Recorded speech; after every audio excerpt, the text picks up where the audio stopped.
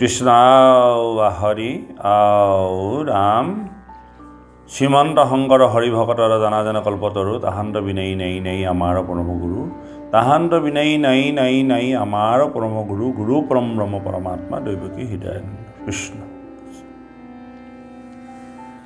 পৰম ভক্তিভাজন মোৰ আজন্মৰ সেৱাস্থলী নৰনাৰায়ণ স্বৰূপ বা সমস্ত ভক্তিস্বৰূপ আইসকল দিব্য আত্মাধাৰী পৰম পবিত্ৰ শিশুসকল উঠি অহা নৱপ্ৰজন্ম যুৱক যুৱতীসকল জয় জয়তে আপোনাসব সকলোলৈকে এই পবিত্ৰ আসনৰ পৰা শ্ৰদ্ধাৰ সেৱা নিবেদন জনাই আমাৰ ধাৰাবাহিক ভাগৱত পাঠ অনুষ্ঠান আমি আৰম্ভ কৰিবলৈ আগবাঢ়িছোঁ।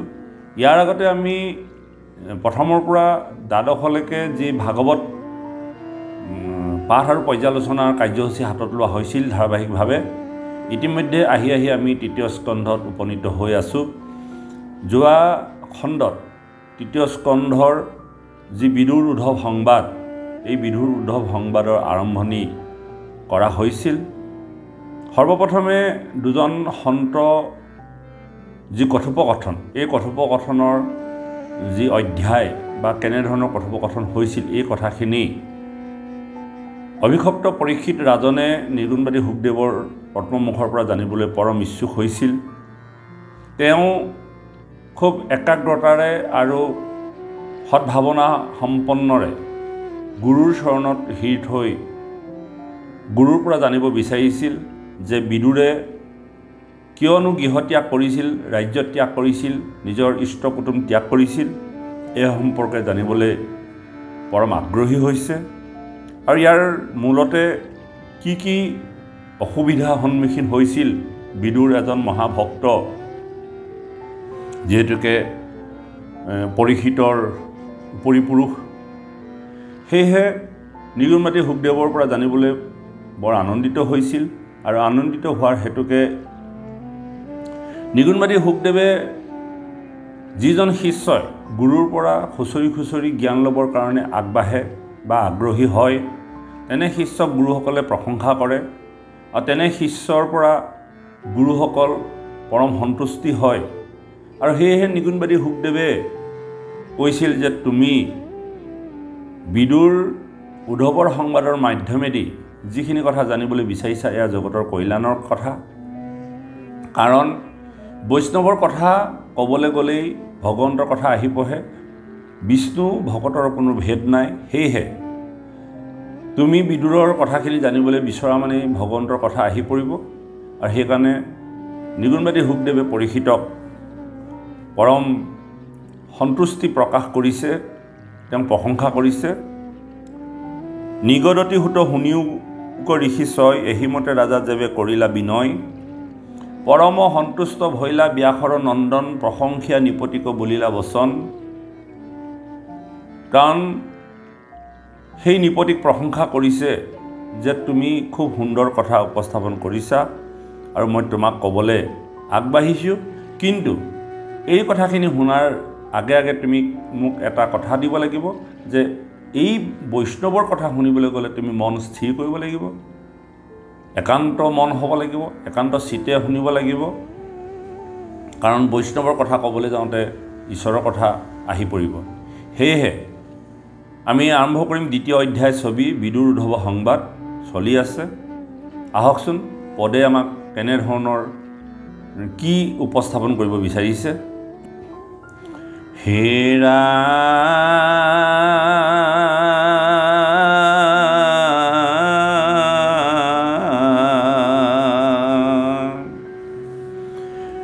নিগদতি শুক ঋষি ধন্য ধন্য মহাযখী মাধৱৰ দাসনী পৱন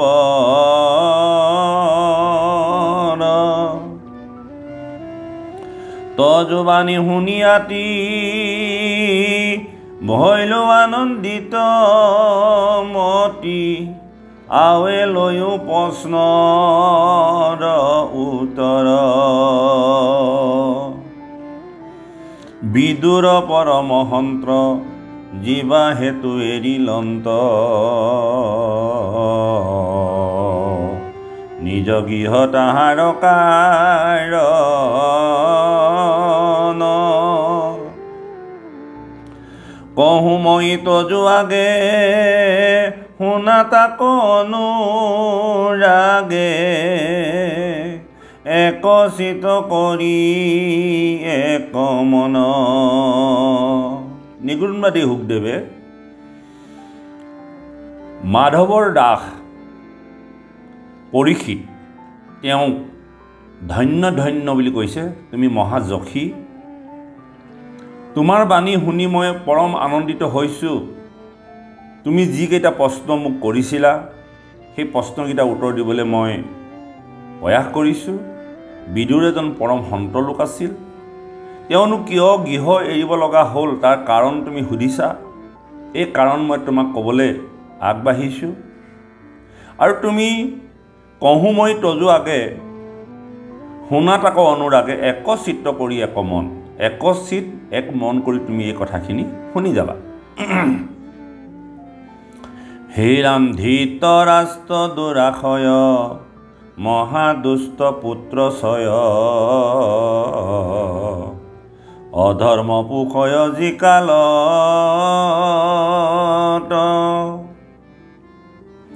সেই কালে বিদুৰৰ মনে ভৈলা চিন্তা জ্বৰ এৰি গৈলা তাৰা কটাৱত।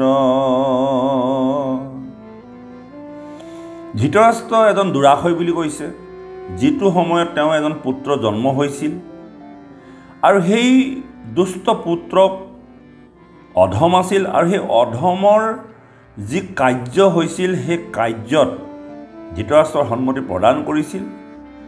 আৰু তেনেধৰণৰ চিন্তা চৰ্চাত তেওঁ যি অসৎ পুত্ৰ আৰু অসৎ পুত্ৰ দুৰ্যোধনৰ দ্বাৰা যি কাৰ্যৰ দ্বাৰা দেশ চলাবলৈ বিচাৰিছিল ধৃতৰাষ্ট্ৰই, এনে কাৰ্যত বিদুৰ পৰম অসন্তুষ্ট হৈ পৰিছিল। দুষ্টসকলৰ কাম সন্তসকলে কেতিয়াও সন্মতি প্ৰদান কৰিব নোৱাৰে। তেওঁলোকৰ সৰ্বদা সন্তসকলৰ বিপৰীতে কৰ্ম কৰে আৰু সেই দুষ্ট পুত্ৰৰ যি কৰ্ম সেই কৰ্মত পিতৃ হিচাপে ধৃতৰাষ্ট্ৰই অধৰ্মক আশ্ৰয় কৰি সেই কাৰ্যক সমৰ্থন জনাইছিল।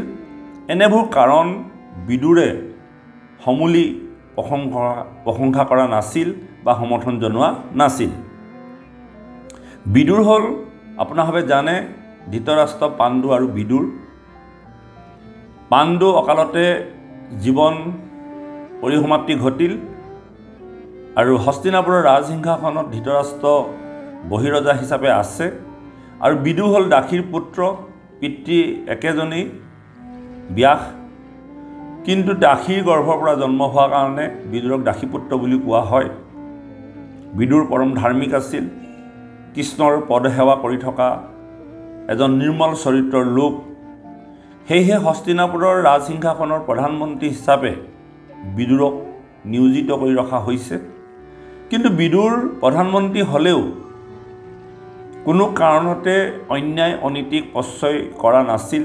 সদায় নীতি ন্যায়ৰ মাজেদি জীৱন ধাৰণ কৰিছিল, সৰ্বদা ভগৱন্তৰ চৰণ চিন্তা কৰি জীৱন নিৰ্বাহ কৰিছিল।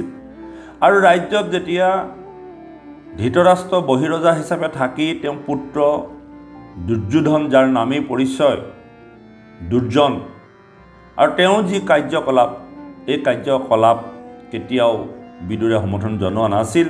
আৰু বিদুৰৰ উপদেশো ধৃতৰাষ্ট্ৰ আৰু দুৰ্যোধনে মনা নাছিল। হে ৰাম আৰু ঘোৰ কৰ্মযত দেখিলন্ত হিথানত যতু গৃহে পাণ্ডৱ কথই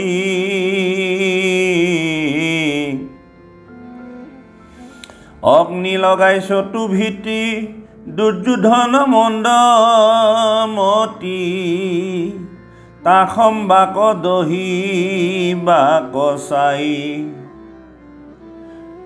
সম্পত্তিৰ মোহত মোহান্ধ হৈ, পুত্ৰৰ স্নেহত মোহান্ধ হৈ একে বংশৰ পাণ্ডৱৰ পুত্ৰ পঞ্চপাণ্ডৱক হস্তিনাপুৰৰ সম্পত্তিৰ পৰা বঞ্চিত কৰি ৰাখিছিল। পঞ্চপাণ্ডৱক এক বিন্দুও সম্পত্তি নিদিওঁ বুলি দুৰ্যোধনে কৰা অংগীকাৰক ধৃতৰাষ্ট্ৰই সমৰ্থন জনাইছিল। আৰু পাকে প্ৰকাৰে কেনেকৈ পাণ্ডৱক ধ্বংস কৰিব পাৰি, নাশ কৰিব পাৰি, তাৰ নিত্য নতুন কলা কৌশল ৰচনা হৈছিল। এই কথা বিদুৰে গম পাইছিল। বাৰে বাৰে ধৃতৰাষ্ট্ৰক বুজোৱাৰ পাছতো দুৰ্যোধনৰ অসৎ চিন্তাৰ পক্ষপাতি গ্ৰহণ কৰি ধৃতৰাষ্ট্ৰই কোনো কাৰণতে বুজিও নুবুজাৰ ভাও ধৰি পাণ্ডৱসকলক প্ৰকৃত প্ৰাপ্তিৰ পৰা বঞ্চিত কৰি ৰখা হৈছিল। দুৰ্যোধনে শকুনিৰ কুমন্ত্ৰণাত পৰি, অৰ্থাৎ শকুনি হ'ল দুৰ্যোধনৰ মামাক, শকুনিৰ কুমন্ত্ৰণাত পৰি পাণ্ডৱসকলক কেনেকৈ নিঃশেষ কৰিব পাৰি এই কৌশল ৰচনা কৰিছিল। এবাৰ ৰংগশালত পাণ্ডৱসকলক থাকিবৰ বাবে এটি গৃহ নিৰ্মাণ কৰি দিয়া হৈছিল। আৰু সেই গৃহ সম্পূৰ্ণ লাৰ দ্বাৰা, যাক জতুগৃহ বুলি কোৱা হয়, লাৰ দ্বাৰা নিৰ্মাণ কৰা হৈছিল। এটি জুই ফিৰিঙতি পৰাৰ লগে লগে সমস্ত ঘৰ নিমিষতে শেষ হৈ যাব। আৰু তেনে গৃহত পাণ্ডৱসকলক থাকিবলৈ দি তেওঁলোকক সেই গৃহত জুই সংযোগ কৰি পুৰি মৰা কৌশল ৰচনা কৰিছিল। এই কথা বিদুৰে গম পাইছিল। আৰু বিদুৰে গম পাই পাণ্ডৱসকলক ৰক্ষা কৰিবৰ কাৰণে, সেই বিপদৰ পৰা বচাবৰ কাৰণে কোনো সুযোগ নাপায়, যিহেতুকে পাণ্ডৱসকলক সৰ্বদা দুৰ্যোধনৰ পালি পোহৰীয়া সৈন্য সামন্তই চোকা দৃষ্টি নিক্ষেপ কৰি ৰাখিছিল। তেওঁলোকক কোনে কেনেধৰণৰ উপদেশ বা মন্ত্ৰণা দিয়ে তাৰ ওপৰতো তেওঁ নিৰীক্ষণ কৰি ৰাখিছিল। গতিকে বিদুৰে পাণ্ডৱসকলক এই কথা জনাবৰ বাবে কোনো সুযোগ নোপোৱাত জতুগৃহলৈ যোৱাৰ আগতেই পাণ্ডৱসকলক বিদুৰে এটা প্ৰশ্ন কৰিছিল যে, হে যুধিষ্ঠিৰ, তুমিতো জ্ঞানী, তুমি পণ্ডিত, বহু কথা জানা। যেতিয়া বনত অগ্নিসংযোগ হয় বা বনাগ্নি হয়, তেতিয়া সকলো জীৱ পুৰি মৰি ছাই হৈ যায়। তাত থকা এটা জীৱ বাচি থাকে, সেই জীৱটোক কি নাম? যুধিষ্ঠিৰে ভাবি, যিহেতুকে যুধিষ্ঠিৰ এজন পণ্ডিত, তেতিয়া ক'লে যে বনত অগ্নিসংযোগ হ'লে, বনাগ্নি হ'লে সমস্ত জীৱকুল নাশ হয়, কিন্তু এটি জীৱ সেই জেগাৰ পৰা পলাই হাৰিব পাৰে, নিগনি বা এন্দুৰ। নিগনি বা এন্দুৰে মাটিৰ তলত গাঁত খান্দি খুব কম সময়ৰ ভিতৰতে সেই স্থান পৰিত্যাগ কৰিব পাৰে। আৰু এই কথা বিদুৰে যুধিষ্ঠিৰৰ পৰা জানি তেওঁক এটা ইংগিত দিছিল যে জতুগৃহলৈ যোৱাৰ আগতে যে কিয় বিদুৰে এনেধৰণৰ প্ৰশ্ন উত্থাপন কৰিছিল। যুধিষ্ঠিৰ পৰম ধাৰ্মিক জ্ঞানী হোৱাৰ কাৰণে বুজি পাইছিল যে নিশ্চয় আমাৰ কিবা নহয় কিবা এটা বিপদ হ'ব। গতিকে বিদুৰে সৰ্বদা পাণ্ডৱসকলক সমৰ্থন কৰি আহিছে, যিহেতুকে পাণ্ডৱসকল সৎপথত চলে, সৎ চিন্তাৰ গৰাকী। সেয়েহে বিদুৰে টোপাকণীয়াকৈ এই কথাখিনি ক'লে আৰু যুধিষ্ঠিৰেও বুজি পালে নিশ্চয় আমাৰ বিপদ হ'ব। আৰু জতুগৃহত থকাৰ সময়ত তেওঁলোকে চিন্তা কৰিলে, আৰু জতুগৃহত থাকিবৰ সময়ত বিদুৰে এজন সুদক্ষ সুৰংগখনা লোক প্ৰেৰণ কৰিলে তেওঁলোকক সহায় সাৰথি কৰিবৰ কাৰণে, আলপৈচান ধৰিবৰ কাৰণে। আৰু তেওঁ প্ৰকৃতাৰ্থত এজন সুৰংগ নিৰ্মাণ কৰিব পৰা দক্ষ লোক। সেয়েহে যেতিয়া জতুগৃহত তেওঁলোকে প্ৰৱেশ কৰিলে, জতুগৃহত থাকিলে, আৰু লগে লগে অগ্নিসংযোগ হ'ল পূৰ্বৰ পৰিকল্পিত মতে। আৰু লগে লগে সেই আগমুহূৰ্তত সেই সুৰংগখনা লোকজনে এটি সুৰংগ খান্দি সেই স্থানৰ পৰা তাৰ আগতেই পলাই গৈছিল পঞ্চপাণ্ডৱ। আৰু দুৰ্যোধনৰ যি কুপৰিকল্পিত, সেই কুপৰিকল্পিত মতে পঞ্চপাণ্ডৱক বধ কৰিব পৰা নগ'ল।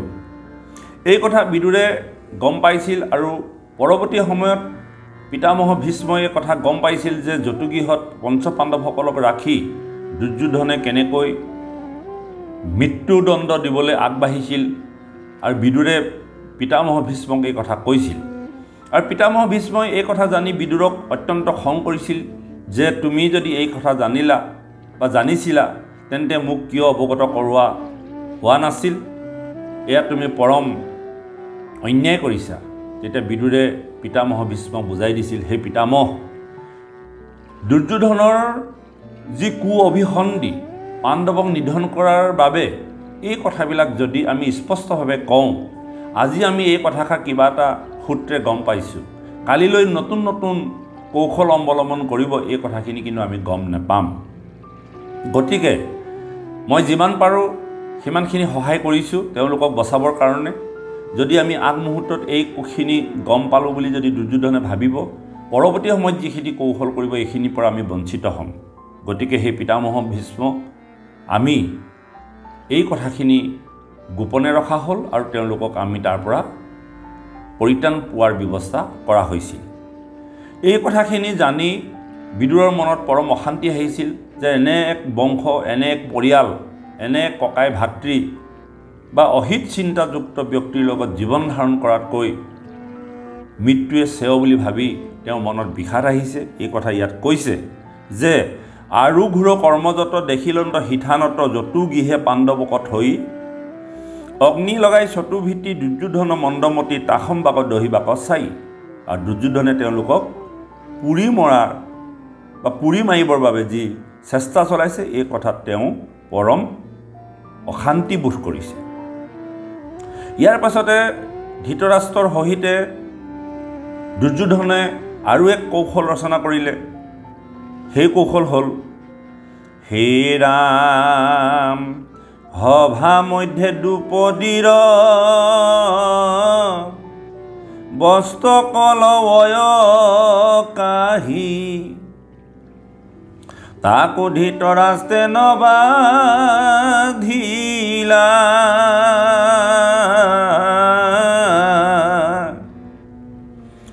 ইটো পাপ গুৰুতৰ দেখি অতি বিদুৰৰ তাসম বাত মন বিহৰিল। যতুগৃহত পঞ্চপাণ্ডৱক নিধন কৰিব নোৱাৰিলে আৰু তাৰ পাছত আৰু এটি অনস্বী কাৰ্য সম্পাদন কৰিলে। শকুনিৰ কূটনীতিৰ প্ৰভাৱত পৰি দুৰ্যোধনৰ আৰু যুধিষ্ঠিৰ মাজত পাশা খেল আয়োজন হ'ল আৰু এই পাশা খেলত পাকে পকাৰে যুধিষ্ঠিৰ পৰাজয় হ'ল। ইটোৰ পাছত সিটো পণ অৰ্পণ কৰি সমস্ত তেওঁলোকৰ ৰাজ আৱৰণ সেই পণত অৰ্পণ কৰিব লগা হ'ল আৰু অন্তিম সময়ত শেষ পণ হিচাপে তেওঁলোকৰ ভাৰ্যা দ্ৰৌপদীকো অৰ্পণ কৰিলে। পাশা খেলত হাৰি পঞ্চপাণ্ডৱে নিজৰ ভাৰ্যা দ্ৰৌপদীকো সনাতন পৰম্পৰাৰ এগৰাকী সতী সাধৱী নাৰী, যাৰ জন্ম হৈছে যজ্ঞত, যাক যজ্ঞাসিনী বুলি কোৱা হয়, তেনে এগৰাকী পৰম পবিত্ৰ নাৰীকো পাশা খেলত অৰ্পণ কৰি যুধিষ্ঠিৰে যি অনস্বী কাৰ্য সম্পাদন কৰিবলৈ আগবাঢ়ি গ'ল, তাৰ পৰিণতি স্বৰূপে এক অনৰ্থক আৰম্ভ হ'ল। হয়তো কুৰুক্ষেত্ৰ যুদ্ধ আৰম্ভ নহ'লহেঁতেন।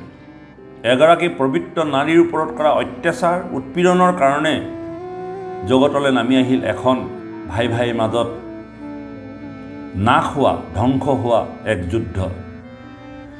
যেতিয়া পাশা খেলত পঞ্চপাণ্ডৱ হাৰিলে আৰু তেওঁলোকে অৰ্পণ কৰা পণ হিচাপে নিজৰ ভাৰ্যাক দুঃশাসনে দুৰ্যোধনৰ নিৰ্দেশত ৰাজসভালৈ আনিবলৈ গ'ল। যিটো সময়ত দ্ৰৌপদী ৰজস্বলা অৱস্থাত আছিল, একৱস্থা হৈ আছিল। দুঃশাসনে দ্ৰৌপদীক ক'লে যে তোমাক আমি ৰাজসভালৈ নিবলৈ আহিছোঁ।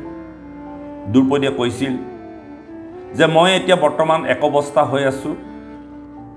হিন্দু সনাতন পৰম্পৰাত ৰজস্বলা বা একৱস্থা নাৰীয়ে সেই দিনকেইটাত নিজৰ স্বামীকো দৰ্শন নকৰে। তেনে অৱস্থাত জ্যেষ্ঠ শ্ৰেষ্ঠ পৰম পবিত্ৰ হস্তিনাপুৰ ৰাজসিংহাসনৰ ৰাজসভাত কেনেকৈ মই এনে অৱস্থাত প্ৰৱেশ কৰিম, তেওঁ অস্বীকাৰ কৰিছিল। আৰু দুঃশাসনে অহংকাৰত মদমত্ত হৈ দুৰ্যোধনৰ নিৰ্দেশত দ্ৰৌপদীক সেই ৰজস্বলা অৱস্থাতে তেওঁলোকৰ কোঠাৰ পৰা চুলিত ধৰি লৈ গৈছিল ৰাজসভালৈ।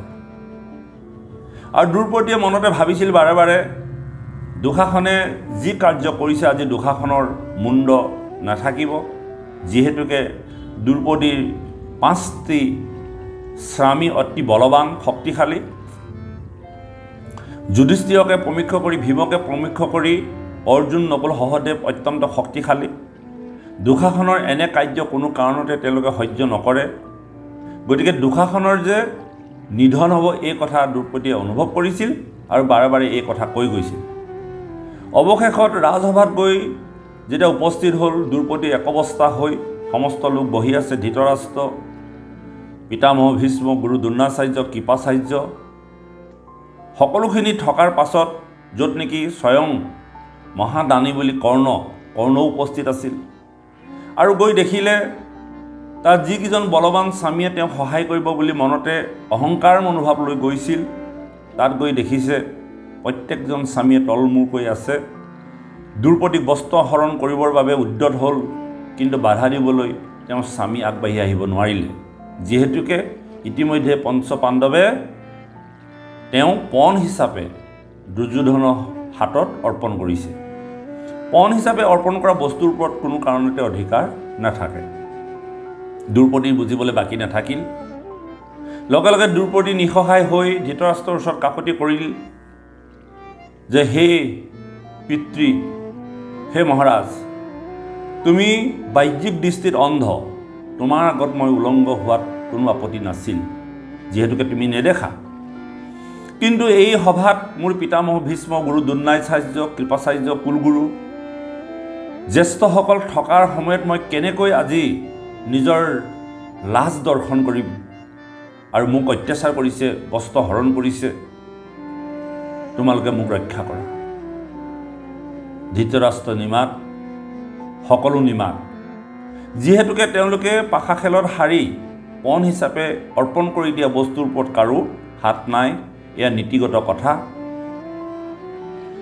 দ্ৰৌপদীয়ে নিসহায় হৈ যিমানেই দুশাসনে বস্ত্ৰ হৰণ কৰিছে বস্ত্ৰ টানিছে সিমানেই তেওঁ নিজ হাতেৰে প্ৰাণ থাকে মানে কষ্ট কৰি চেষ্টা কৰি তেওঁ লাজ ৰক্ষা কৰিবলৈ যত্নপৰ হৈছে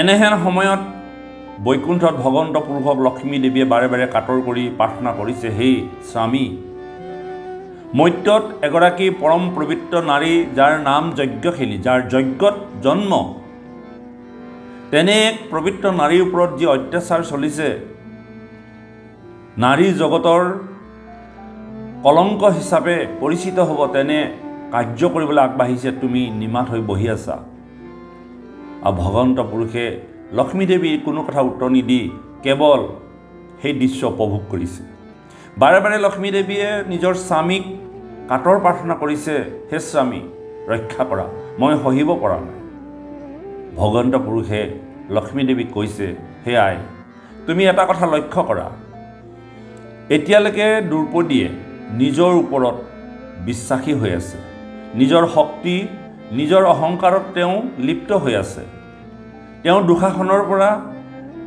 যিমান পাৰে সিমান ৰক্ষা কৰিবৰ কাৰণে চেষ্টা কৰি আছে তেওঁতো মোক কোৱা নাই তেওঁতো মোক বিচৰা নাই যে এনে দুৰ্যোগ সময়ত কাৰ ওচৰত আশ্ৰয় গ্ৰহণ কৰিব পাৰি আৰু সকলোকে তেওঁ আশ্ৰয় বিচাৰি ঘূৰি ফুৰিছে কিন্তু কোনেও তেওঁক আশ্ৰয় দিয়া নাই কিন্তু পিতামহ ভীষ্মই তেওঁক কৈছিল যে হে আই এই মুহূৰ্তত আমি তোমাক সহায় কৰিব পৰা কোনো শক্তি নাই যদি তুমি সহায় বিচাৰিছা তেন্তে পৰম পুৰুষ ভগৱন্তৰ চৰণত তুমি সমৰ্পিত হোৱা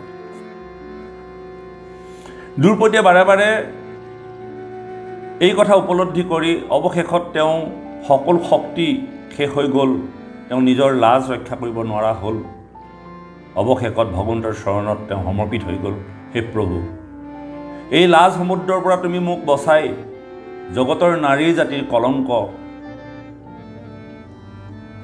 নিদি সন্মান ৰক্ষা কৰা আৰু ভগৱন্ত পুৰুষে লগে লগে বস্ত্ৰৰূপে অৱতাৰ গ্ৰহণ কৰি দ্ৰৌপদীৰ সমস্ত শৰীৰ ঢাকি ধৰিলে আৰু দুশাসনে সেই বস্ত্ৰ টানি টানি টানি টানি লাখ লাখ বস্ত্ৰ দ্ৰৌপদীৰ শৰীৰৰ পৰা আনি আৰু সেই বস্ত্ৰৰ মাজতে তেওঁ সোমাই ভাগৰুৱা হৈ নিদ্ৰা যাব লগা হ'ল কোনো কাৰণতেই দ্ৰৌপদীক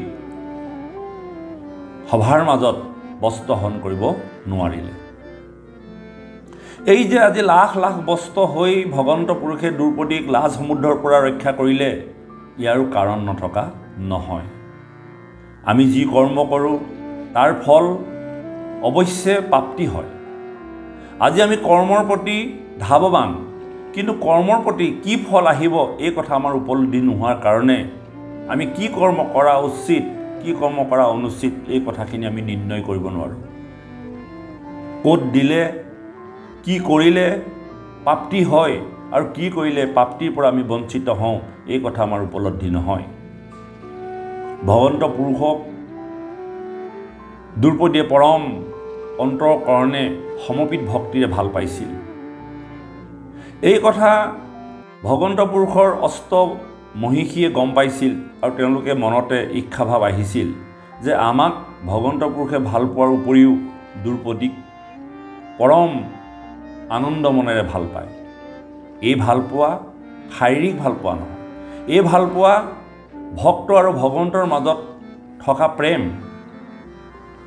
আৰু লক্ষ্মী দেৱীকে প্ৰমুখ্য কৰি ৰুক্মিণী, সত্যভামা, কালিন্দী তেওঁলোকৰ মাজত ঈৰ্ষা আহিল আৰু ঈৰ্ষা অহাৰ কাৰণে ভগৱন্ত পুৰুষে এই কাৰ্য জানি এদিন এই কথা প্ৰমাণ দিবৰ বাবে তেওঁ এক নতুন কৌশল ৰচনা কৰিলে। তেওঁ সুদৰ্শন চক্ৰ চলাওঁতে কিবা এটা কাৰণত তেওঁ কেৰাঙুলিত লাগি কেৰাঙুলিৰ পৰা সৰসৰকৈ ৰক্ত নিগৰিত হৈছিল আৰু সমস্ত ভাৰ্যাসকলে এই কাৰ্য দেখিছিল আৰু সেই স্থানত দ্ৰৌপদীও উপস্থিত আছিল। তেওঁ যাক অৰ্ধাংগিনী বুলি কোৱা হয়, পৰম আনন্দৰ বা পৰম প্ৰেমৰ প্ৰতীক হিচাপে যিসকলক ভাৰ্যা হিচাপে স্বীকৃতি দিছে, তেওঁলোকে ভগৱন্ত পুৰুষৰ আঙুলিৰ পৰা ৰক্ত নিগৰিত হোৱাৰ লগে লগে এটুকুৰা ফটা কাপোৰ বিচাৰি দৌৰ মাৰিলে ভিতৰলৈ আৰু কাপোৰ বিচাৰি আছে। কিন্তু দ্ৰৌপদী সেই স্থানত উপস্থিত হৈ তেওঁ নিজৰ শৰীৰত পৰিধান কৰা বস্ত্ৰৰ আগটো ফালি লগে লগে ভগৱন্তৰ সেই কেৰাঙুলিত মেৰিয়াই দি ৰক্ত নিগৰিত হোৱা বাধা দিলে। লক্ষ্মীকে প্ৰমুখ্য কৰি সমস্ত ভাৰ্যাসকলে ভিতৰৰ পৰা কাপোৰ অনাৰ আগতেই ভগৱন্ত পুৰুষক দ্ৰৌপদীয়ে নিজৰ বস্ত্ৰ ফালি যে তেজ ৰক্ষা কৰিলে এই কথাৰ দ্বাৰা প্ৰমাণ কৰি দেখুৱালে যে যাক ভাল পোৱা যায়, যাৰ প্ৰতি অত্যন্ত আগ্ৰহী, যাৰ ওচৰত সমৰ্পিত হৈ থাকে, তেওঁ নিজৰ জীৱনৰ মোহিত থকা বস্ত্ৰই হওক বা নিজৰ দেহৰ প্ৰতি কোনো চিন্তা ভাৱনা নকৰি নিজৰ অংগৰ এক বস্ত্ৰ তাৰ পৰা ফালি পেলাই ৰক্ষা কৰিলে আৰু ভাৰ্যাসকলে বুজি পালে এয়া শাৰীৰিক ভালপোৱা নহয়, এয়া কেৱল ভক্ত আৰু ভগৱন্তৰ মাজত থকা অনাবিল প্ৰেম। আৰু সেই দ্ৰৌপদীয়ে সেই সময়ত যি এটুকুৰা বস্ত্ৰ ভগৱন্তৰ অৰ্পণ কৰিছিল, আজি দ্ৰৌপদীৰ জীৱনলৈ লাখ লাখ বস্ত্ৰ প্ৰাপ্তি হ'ল। আজি লাজ সমুদ্ৰত দ্ৰৌপদীক ৰক্ষা কৰি ভগৱন্ত পুৰুষে সমস্ত নাৰী জাতিক সন্মান ৰক্ষা কৰিলে। এটুকুৰা বস্ত্ৰ অৰ্পণ কৰোঁতে যদি লাখ লাখ বস্ত্ৰ যদি আজি দ্ৰৌপদীয়ে পাবলৈ সক্ষম হৈছে, তেন্তে আমি ভগৱন্তৰ চৰণত কিয় আমি সমৰ্পিত ভক্তিটো কৰিব নোৱাৰোঁ? আমি যদি ভগৱন্তৰ চৰণত বা ভগৱন্তৰ সৈতে বা ভগৱন্তৰ হকে যি কাম কৰা যায় বা যি অনুষ্ঠান আয়োজন কৰা হয়, তাত যদি আমি দুটকা খৰচ কৰোঁ, তেন্তে হয়তো আমাৰ জীৱনলৈ লাখ লাখ টকা আগমন ঘটিব। আচলতে আমি এই কাৰ্য কৰিবলৈ নিবিচাৰোঁ। যেতিয়া কোনোবা এটা সেৱা অনুষ্ঠান কৰা হয় বা কোনোবা এটা ভগৱন্তৰ অনুষ্ঠান পতা হয়, তাত আমি দুটকা দিবলৈ হ'লে অত্যন্ত কষ্ট অনুভৱ কৰোঁ বা চিন্তিত হওঁ। আমাক ধন টকা পইচাই নোজোৰে। আৰু যেতিয়া আমি তেনেকুৱা সেৱা অনুষ্ঠানত গৈ এটি গুৱা পাণ, দুটিমান অৰিহণা লৈ এগছি বন্তি জ্বলাই ভগৱন্তৰ পৰা কেৱল লাগে আৰু লাগে, লাগে আৰু লাগে বিচাৰি থাকোঁ। কিন্তু ভগৱন্তৰ কাৰণে আমি কিমান সময় খৰচ কৰোঁ? ভগৱন্তক আমি কিমান ভাল পাওঁ? ভগৱন্তৰ কাৰণে আমি কিমান ত্যাগ কৰিব পাৰোঁ? যদি আমি ত্যাগেই কৰিব নোৱাৰোঁ, ভগৱন্তৰ কাৰণে আমি সময়ে উলিয়াব নোৱাৰোঁ, তেন্তে আমি ভগৱন্তৰ পৰা বিচৰাৰ অধিকাৰো আমাৰ নাথাকে। কিন্তু আমি দিব নোৱাৰোঁ, পাবলৈ অহৰহ চেষ্টা কৰি থাকোঁ।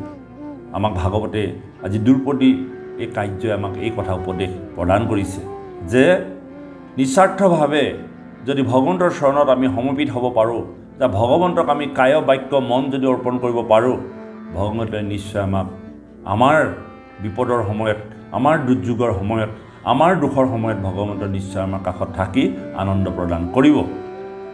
এই কথাখিনি আমাক এই কথাখিনি উপলব্ধি কৰোৱাইছে। হে ৰাম যুধিষ্ঠিৰ মহামানী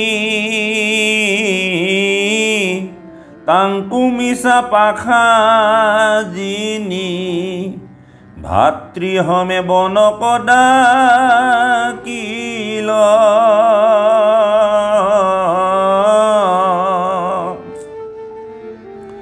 পাছে কৃষ্ণ প্ৰসাদত বনবাস দুখ যত এৰাই পুনু দেখ আহিল এৰান্তেবে কৃষ্ণ পৰায়ণ যুধিষ্ঠিৰ শুদ্ধ মন ৰাজাত খোজন্ত নিতে যাই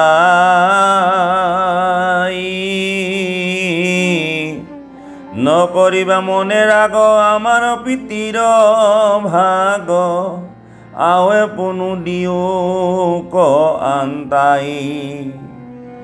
ইয়াৰ পাছত পাশা খেলত হৰুৱাই পঞ্চপাণ্ডৱক ৰাজ আৱৰণ খুলি বনবাস খাটিবৰ কাৰণে উদ্যত কৰালে আৰু তেওঁলোকে বনবাস খাটিবৰ বাবে যাব লগা হ'ল। এই কথাও বিদুৰ মহামতীয়ে পৰম কষ্ট পাইছে যে ভাতৃৰ মাজত এনে দুৰ্দশাগ্ৰস্ত কৰ্মই বিদুৰক সম্পূৰ্ণভাৱে অস্বস্তিকৰ কৰি তুলিছিল। হে ৰাম ধৃতৰাষ্ট্ৰ মন্দমতী ইহব বচন আতি শুনিও নকৰে অৱধান আক দেখি বিদুৰৰ মনে তাপ নিৰন্তৰ এৰি যাইবে শান্ত আন থান। সন্তসকলে ভগৱন্তৰ চৰণ চিন্তি সদায় শান্তিত থাকিব বিচাৰে। এনে দুষ্কাৰ্য, এনে অসৎ চিন্তা, অসৎ কৰ্ম চকুৰ আগত থাকি বাধা দিব নোৱাৰি তেওঁলোক বিৰহ বেদনাত ছটফটাই থাকে। আৰু ধৃতৰাষ্ট্ৰ মন্দমতী কোনো কথা তেওঁ মান্যতা দিব নিবিচাৰে, যিহেতুকে ধৃতৰাষ্ট্ৰ প্ৰকৃতাৰ্থত এজন বাহ্যিক অন্ধই নহয়, অন্তঃকৰণৰ পৰাও তেওঁ অন্ধ। তেওঁ পুত্ৰৰ মোহত মোহান্ধ হৈ পুত্ৰৰ সকলো কথা সমৰ্থন কৰি উচিত অনুচিত বিবেচনা কৰিব নোৱাৰাৰ কাৰণে ধৃতৰাষ্ট্ৰ এজন মন্দমতী বুলি বিদুৰে আখ্যা দিছে। গতিকে এনে এজন ভাতৃৰ কাষত থাকি বা এনে এখন য'ত কৃষ্ণ বিমুখ এখন ঠাই তাত বিদুৰে থকাৰ কথা কোনো পধ্যে ভাবিব পৰা নাই আৰু সেয়েহে তাৰ পৰা অতি সোনকালে অন্য স্থানলৈ যাবৰ বাবে তেওঁ চিন্তা চৰ্চা কৰিছে। হে ৰাম এইখিনিতে আমাক অকণমান উপদেশ প্ৰদান কৰিছে এই পাঠটিৰ লগত সংগতি ৰাখি।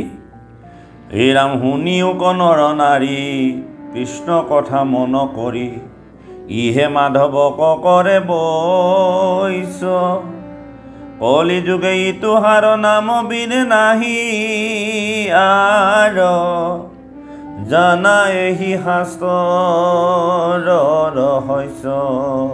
হে নৰনাৰীসকল, সেই কলিযুগৰ নৰসকল, কৃষ্ণৰ কথা মন কৰি প্ৰাণ ভৰি যদি শ্ৰৱণ কৰা আৰু এই কাৰ্যহে তুমি ঈশ্বৰক বশ্য কৰিব পাৰিবা। ঈশ্বৰৰ পৰা যদি আমি কিবা প্ৰাপ্তি আশা কৰিছোঁ তেন্তে ঈশ্বৰৰ নাম গুণ, ঈশ্বৰৰ নিৰ্মল চৰিত্ৰ, ঈশ্বৰৰ গুণানুকীৰ্তন শ্ৰৱণ কীৰ্তন কৰিলেহে ভগৱন্ত পুৰুষ আমি ভবাৰ দৰে বশ্য কৰি ৰাখিব পৰা যাব। হে ৰাম হেন জানি নৰ নাৰী আন কথা পৰিহৰি জানতে ধৰা কৃষ্ণ গুণ নাম বৈষ্ণৱৰ দাস নিজ গোপাল চৰণ দ্বিজ কহে ডাকি বোলা ৰাম ৰাম